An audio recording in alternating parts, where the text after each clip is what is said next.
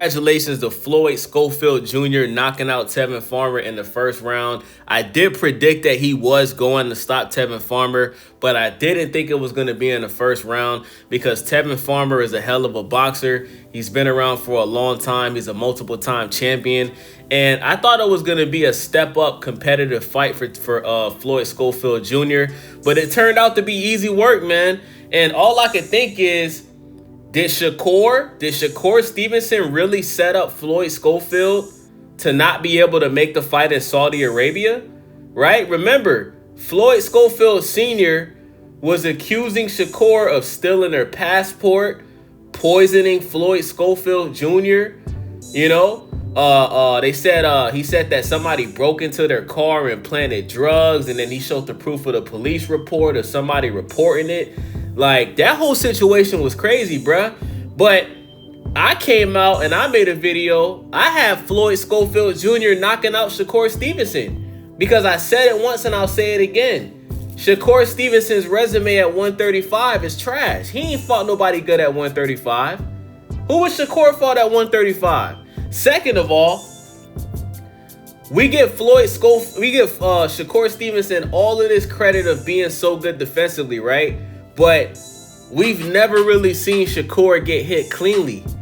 Y'all don't know what's going to happen when somebody with power like Floyd Schofield or a guy like Abdullah Mason or Gervonta Tank Davis, we don't know how Shakur is going to react when he gets hit. Because Floyd Schofield is young. He's only 22 years old. If you think that he's going to stand in that ring and let Shakur dance around the goddamn ring like a ballerina and run around like Usain Bolt, it's not going to happen, bruh. That young lion will chase Shakur down, and he's going to hit him at some point. It could be in round 1, could be in round 5, but he's going to get hit.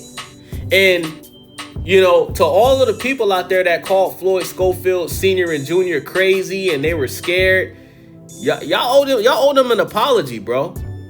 Y'all owe them an apology, bro. We have to stop being so dismissive and just believe in the bigger star. Because Shakur is the bigger star, you know, I think that's why so many people just automatically believe the whole story and just, you guys didn't believe what Floyd's dad was saying, bro.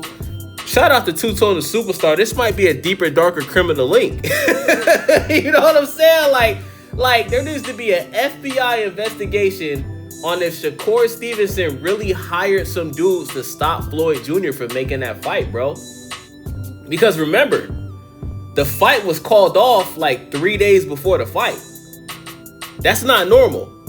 You know what I'm saying? I remember, you know, Floyd Schofield Jr. even took a picture on the scale, and he was already 140 something pounds like 2 weeks before the fight.